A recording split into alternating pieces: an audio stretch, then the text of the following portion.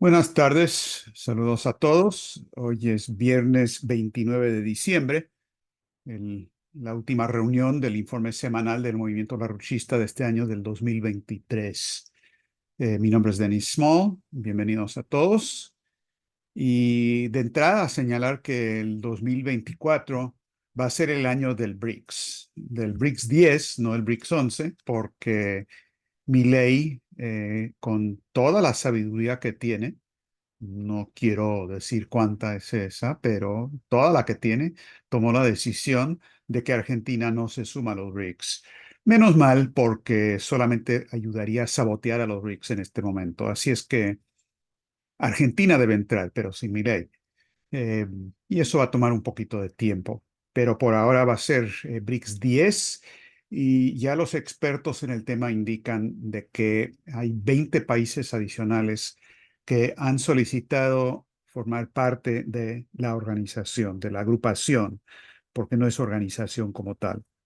Y esto de verdad es el asunto estratégico central porque desde los BRICS, en base a la iniciativa de la Franja y la Ruta de China y otras actividades, se está planteando una alternativa vigente y funcional al sistema caduco del sistema financiero del transatlántico que está en pleno desplome y que es lo que nos está impulsando en la dirección de las guerras, las que han ocurrido, como Afganistán, las que están ocurriendo, como Gaza, y Ucrania, obviamente, y las que van a ocurrir si no los paramos en seco con una reorganización por bancarrota. Entonces, el tema de los BRICS es realmente central. Rusia va a estar a la cabeza este año.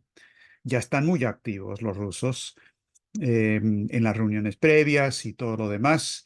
Y también están poniendo en la agenda de la discusión de entrada, como ya lo habían dicho, el asunto de una nueva arquitectura financiera en lo internacional. Es decir, cómo reorganizar el sistema, cómo responder a la situación de que el dólar se ha vuelto tóxico, cómo impulsar la desdolarización y cuál es la alternativa a ese sistema. Y hay un gran debate, una gran discusión, porque es un tema que requiere ese tipo de discusión sobre exactamente cómo forjar esa alternativa. Ahora, la reunión cumbre va a ser en octubre en Rusia, lo que significa, entre otras cosas, que sí va a ir en persona Vladimir Putin, que tiene su importancia. Pero la cuestión clave va a ser qué es lo que pasa en Occidente respecto a los BRICS, porque eso ya se está moviendo. En 2 días va a ser, o 3 días va a ser BRICS 10 y después en 3 meses quizás BRICS 20 o 30 o 40 o 50. La mayoría global se está moviendo, ya se acabó la era colonial, no lo van a aceptar más y ahora lo que está pasando son los dimes y diretes de cómo se resuelve la situación. Lo digo así no para minimizar las dificultades y los problemas, son muchas y muy grandes esas dificultades, con el peligro inminente de hasta una guerra termonuclear y guerras de despoblación, como estamos viendo en varias partes del planeta. Pero el que este sistema se acabó, se acabó. La única pregunta es si el mundo entero se va a hundir con el sistema o no. Y eso va a depender en gran medida en cuanto a Occidente, si empiezan a entender que la alternativa, que sí hay alternativas a este sistema en bancarrota, en quiebra del mundo del transatlántico. Y en este asunto, pues hay que recordar lo fundamental, y es que Lino LaRouche por 50 años presentó ideas, educó a la gente, tuvo discusiones, escribió centenares de libros y documentos al respecto sobre la verdadera ciencia de la economía física, con avances fundamentales en esa ciencia que son necesarias ya de manera existencial para Occidente. Entonces, el tema de la exoneración de LaRouche, su exoneración intelectual, y el hecho de que han tratado de poner sus ideas en la cárcel, y la cuestión de la supervivencia de la especie humana eh, es un solo tema central. Y en efecto, lo que dijo Sergei Glassiev, el connotado economista ruso, de que los países que han aplicado las ideas de la Rusia han avanzado, como China e India, y los que no, no. Ese tema es extremadamente importante para este tema central de la respuesta en Occidente al tema de BRICS 10 y luego BRICS 20 y 30. Ahora, en este sentido, el trabajo que ha iniciado el Instituto Schiller y Helga Seplar-Rush muy específicamente sobre el complejo militar financiero, realmente no es un complejo militar industrial como tal, ya es un complejo militar financiero, pero que también tiene ciertas capacidades tecnológicas, científicas y hasta bienes de capital y máquinas herramienta que se tienen que reconvertir a uso productivo. El tema de la reorganización y la reconversión de ese sector se vuelve algo absolutamente central. La semana pasada vimos algunos de los elementos básicos de este complejo militar financiero. Como ustedes saben, también publicamos un volante que está disponible en la página del Instituto Schiller, que es este sobre el complejo militar financiero.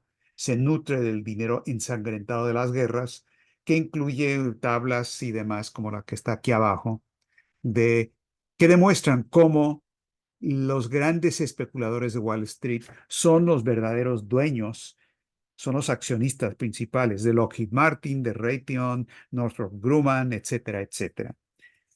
Además de la información presentada aquí, como les había adelantado, los grandes bancos de Wall Street y de Londres están directamente conectados a las compañías como BlackRock, State Street, Vanguard y otros que son los dueños directos de las compañías militares financieras.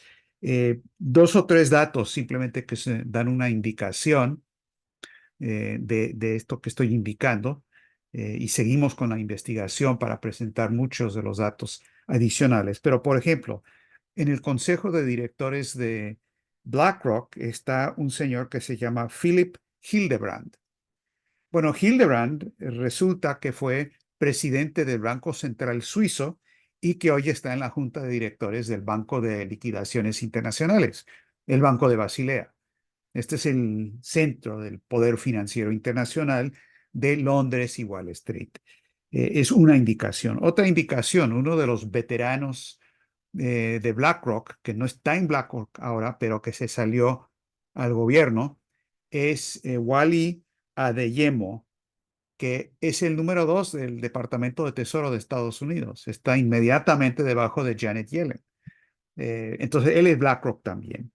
La compañía State Street, que es uno de los accionistas y dueños de, bueno, es el principal accionista de Lockheed Martin, el principal accionista de Northrop Grumman, etcétera. Uno de los directores de la junta de directores de State Street es el ex presidente del banco HSBC, anteriormente el Banco de Hong Kong y Shanghai, y anteriormente conocido como el Banco Central de Narcotráfico S.A., porque como el banco en Hong Kong, antes de mudarse a Londres y a otros lados posteriormente, funcionaba exactamente de esa manera. Y eso lo documentamos en varios libros que publicamos nosotros. Entonces, es todo un aparato financiero de control que está disfrutando en este momento de un presupuesto militar estadounidense anual de 886.000 millones de dólares en este año y que ya va en cuestión de un año o dos hacia el billón. Básicamente hay $1 billón de gastos militares en Estados Unidos cada año y también hay adicionalmente $1 billón que se paga en intereses sobre la deuda pública de Estados Unidos, una deuda que se ha generado para pagar estos gastos militares y para también mantener a flote a los bancos en quiebra en Estados Unidos, que lo que los mantiene en quiebra, a flote, es dinero de la Reserva Federal y dinero del Tesoro de Estados Unidos. Entonces, 1 billón en gastos militares, 1 billón en intereses cada año, les da una idea de lo que está pasando con la economía de Estados Unidos. Otros elementos que desarrollamos en nuestras investigaciones de esta semana: los gastos militares han estado subiendo, como uno se imaginaría. En la década de los 1990, esa década, el gasto total fue aproximadamente de $4 billones. En la siguiente década, eso aumentó de 4 billones a 6.5 billones. Ahora, en la década posterior a eso, es decir, de 2010 al 2020 aproximadamente, subió de 4 billones a 6.5 y luego el salto adicional a entre 8 y 9 billones de dólares en total. Y ahora el gasto anual es de 1 billón, así es que en una década, pues 10 por 1 es 10. Entonces, esto está creciendo y está fuera de control. Pasa lo mismo con la deuda de Estados Unidos y mientras tanto, el gasto en infraestructura por parte del gobierno de Estados Unidos, eh, hace 20 años, en el 2001, 2002, gastábamos aproximadamente 70.000 millones de dólares, nada más, es decir, la 10ª parte del presupuesto militar, pero esos 70.000 millones por año en el periodo actual han bajado a 40.000 millones. O sea, la infraestructura se está desplomando, el gasto en infraestructura está bajando, los gastos militares están aumentando como una manera de mantener a flote a los accionistas de Wall Street de las compañías. La deuda federal de Estados Unidos está creciendo muy rápidamente, en buena medida para pagar esos gastos militares y también para pagar los intereses de la deuda que han crecido porque las tasas de interés han subido del 0 al 5% y más. O sea, todo va bien en Estados Unidos. O sea, no tenemos por qué preocuparnos. ¿Qué hay de malo? Todo. Nada está funcionando. No hay economía física. Hay una gran, tremendísima burbuja. Y esa burbuja está estallando y no puede seguir funcionando de esta manera. Ahora, por el otro lado, tenemos una situación con los BRICS y los países conectados al BRICS, que hay movimiento muy interesante, político, económico y demás. La Unión Económica Eurasiática acaba de tener una reunión y llegaron a un acuerdo con Irán, acuerdos de comercio y de inversión con Irán. En el caso de Nicaragua, hay acuerdos que se han generado y ahora se están realizando con China, muchos de los cuales estaban ahí simplemente esperando a que le entrara la cordura a Nicaragua y rompiera con Taiwán y se sumara al mundo moderno de reconocer a China, cosa que ya ha ocurrido, y por lo tanto hay buenas posibilidades que se están expandiendo en ese sentido. Incluso se está hablando de nuevo del canal, del Gran Canal de Nicaragua, que es muy necesario. Este, ¿Qué otros tipos de acuerdo? Bueno, eso nos da una idea aproximadamente del tipo de cosas que están pasando. Ahora, el establishment financiero está muy preocupado. El Consejo del Atlántico, que es uno de los think tanks o grupos de peritos más importantes de Washington, de Estados Unidos, acaba de establecer lo que ellos llaman un monitor del dominio del dólar para monitorear hasta dónde ha llegado la desdolarización a nivel mundial y han desarrollado modelos econométricos y no sé qué y no sé cuánto.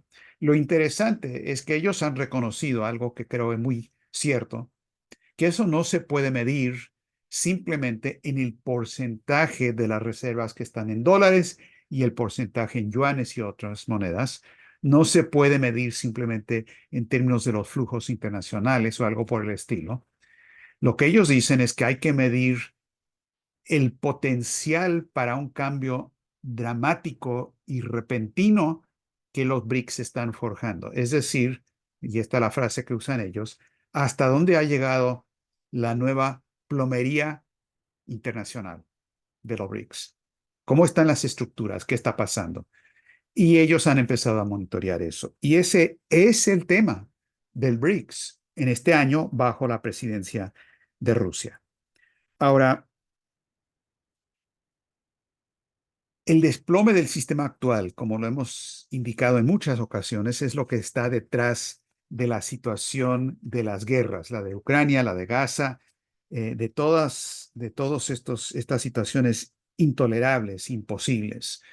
Eh, el Papa, en su mensaje de Navidad, dio un discurso muy importante donde hizo referencia a una frase bíblica, lógico que lo menciona el Papa, que es la idea de que con sus espadas forjarán arados y podaderas con sus lanzas.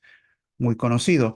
Resulta que esa es la frase que había retomado Helga Sepla-Rush en su volante de fin de año, de unos días antes, donde hizo un llamado de lograr la reconversión del sector militar financiero y es decir, de las espadas forjar arados.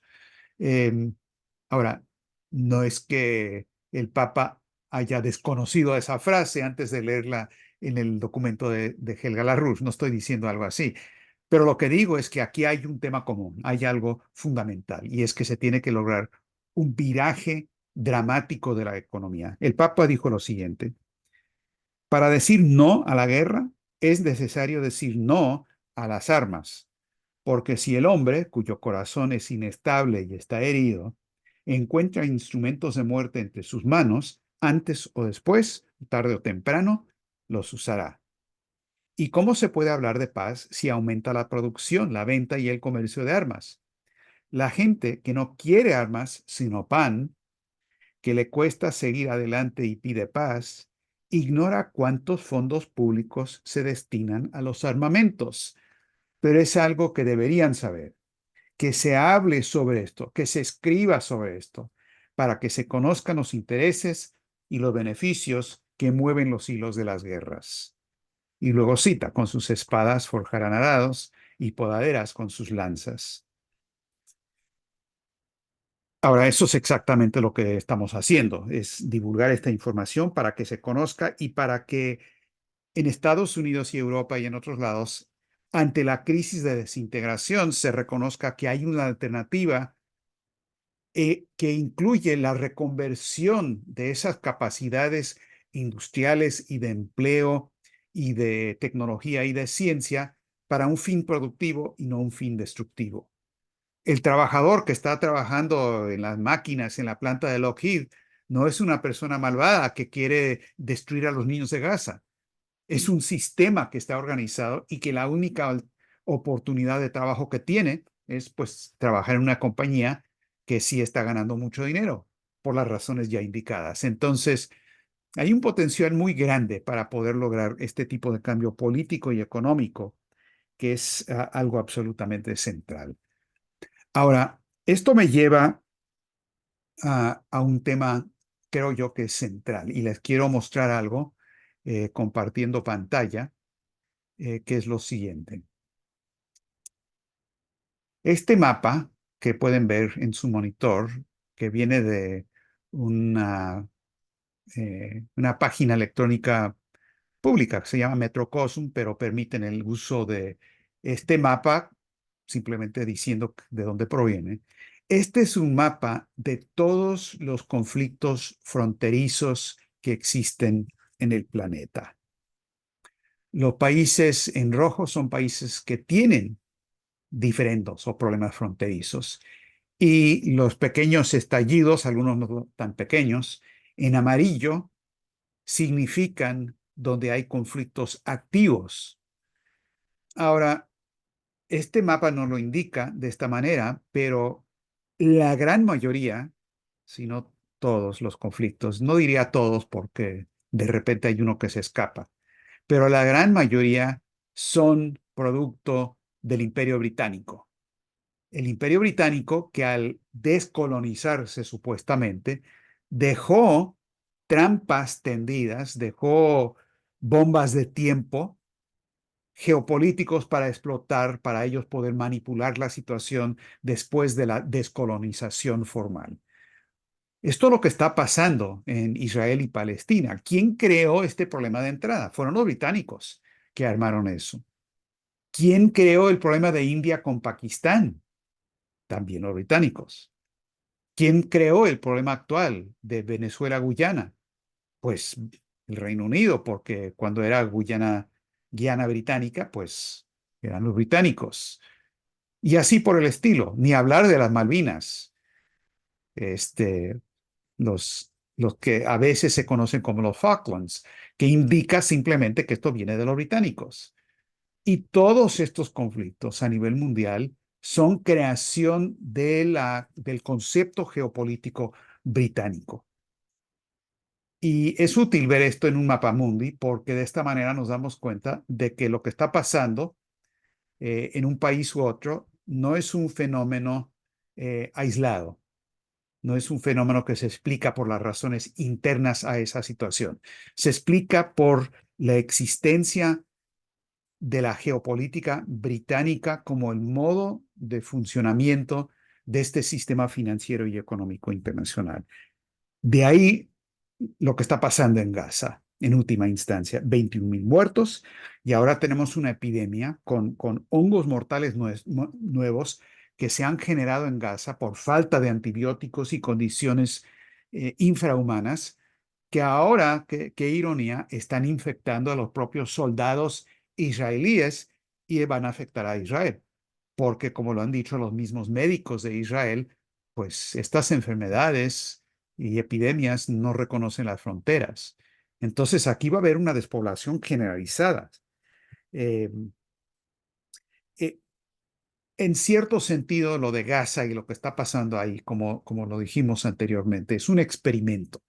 Esto es una guerra tan atroz, tan obviamente atroz a la vista de todo el mundo, que están tratando de generar, creo yo, en la mente de la gente la idea de que, bueno, esta es la nueva situación normal. No solamente ocurren crímenes de lesa humanidad, sino que lo hacen casi a la vista pública y nadie se molesta, no les preocupa, simplemente siguen adelante. Y por un lado, Estados Unidos dice supuestamente, no, queremos parar esto, no deben seguir con eso, calmen la cosa, etcétera, pero siguen enviando las armas, siguen enviando cualquier cantidad de armamentos y, por supuesto, dándole luz verde al gobierno de Netanyahu para que siga adelante con este genocidio que está realizando.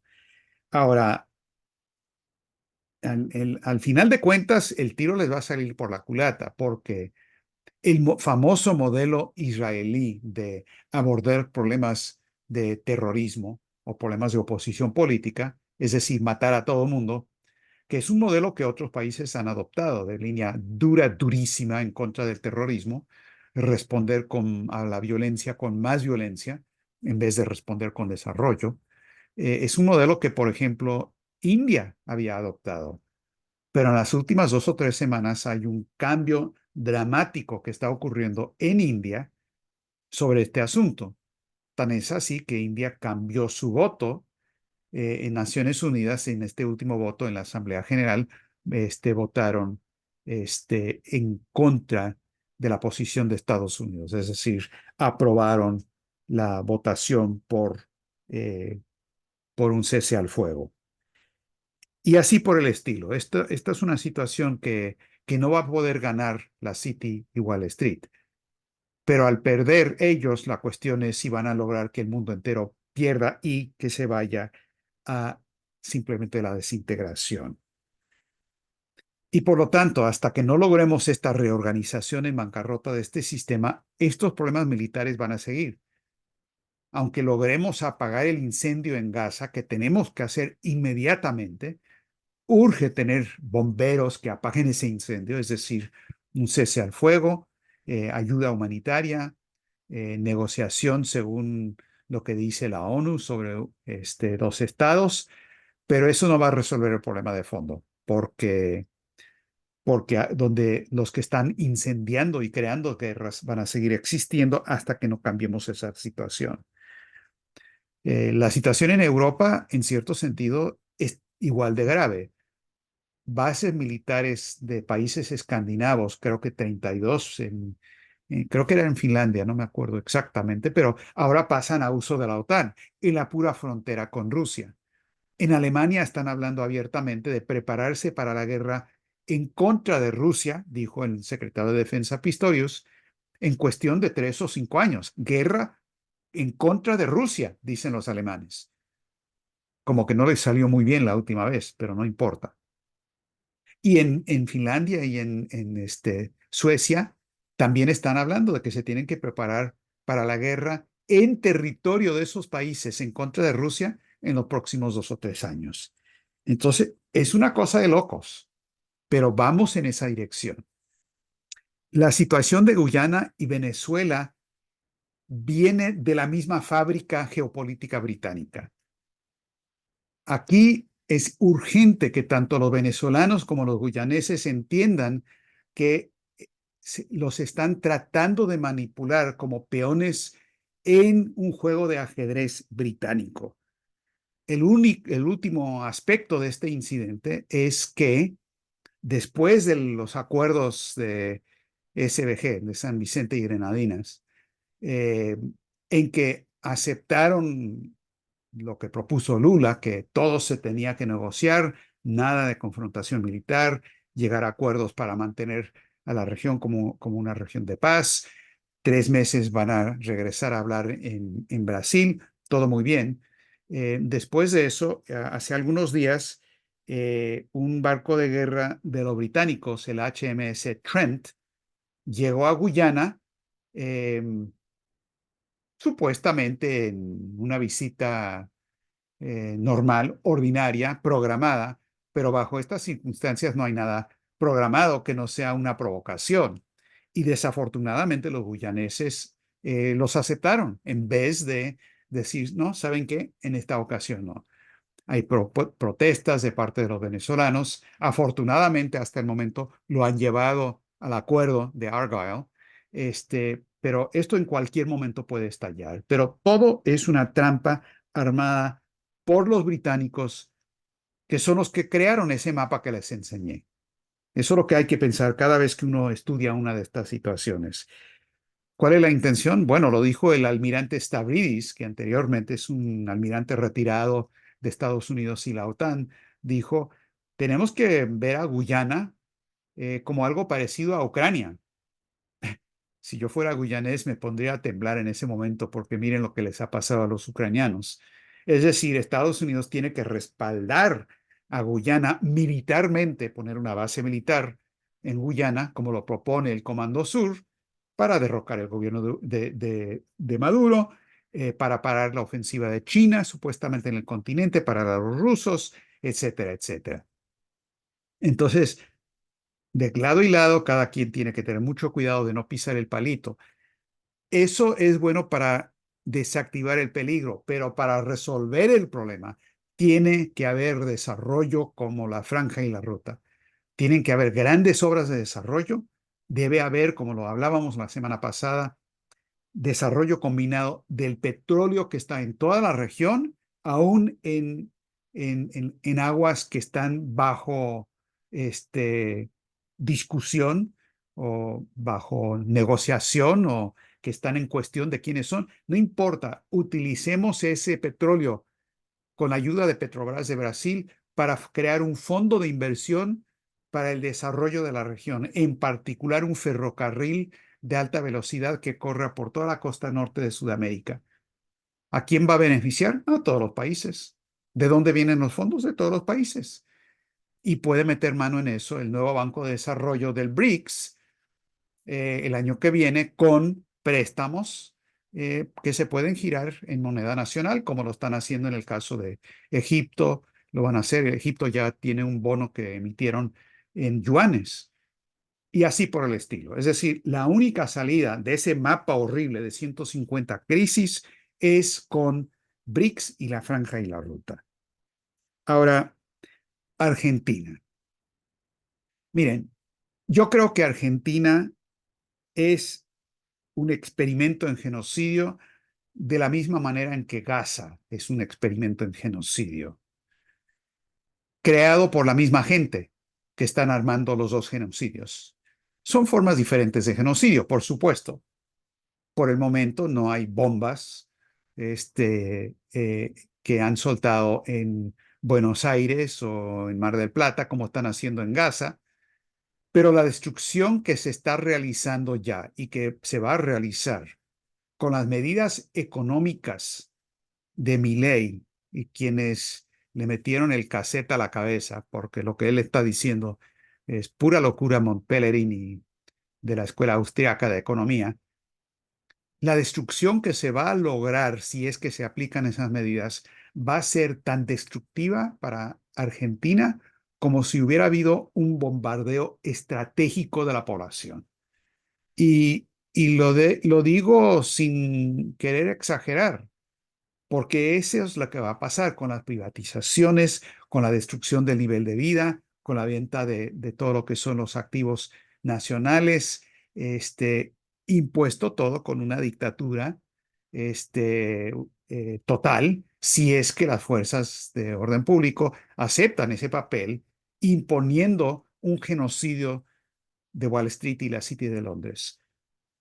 Y les quiero recordar algo que dijo Lyndon LaRouche hace algún tiempo, eh, décadas ya, lo venía diciendo, y es que los contadores y los dirigentes del Fondo Monetario Internacional habían matado a más gente con el lapicero donde tachaban las cuentas y hacían los ajustes, más muertos por eso de lo que Hitler había logrado durante el periodo nazi en Alemania. Y eso no es una exageración. Centenares de millones de personas han muerto por estas políticas. Y es más visible, en cierto sentido es más horrendo lo que se ve en Gaza, pero es la misma política y son los mismos experimentos. Y ganar en esos dos frentes requiere derrotar al mismo enemigo. Ahora, quizás lo más peligroso de todas las medidas que ha propuesto Milei con su DNU, su decreto de necesidad y urgencia, es la idea de que el ejecutivo, es decir, el cassette que él tiene en la cabeza, es lo único que se requiere para autorizar la presencia de tropas extranjeras en territorio nacional. Y esto es peligrosísimo por lo que está pasando en Guyana, Venezuela, peligrosísimo por la línea del Comando Sur en Perú para parar el puerto de Chancay, peligrosísimo por la presencia de Estados Unidos en Manta, en Ecuador, y peligrosísimo por lo que es toda la estrategia de la OTAN como la fuerza armada de la City de Londres y de Wall Street para defenderse bajo condiciones de desplome sistémico. Entonces, la cuestión económica y la cuestión militar es una y la misma cosa. Y creo que esto nos da una idea y una estrategia para que el 2024 sea verdaderamente un año de victoria estratégica.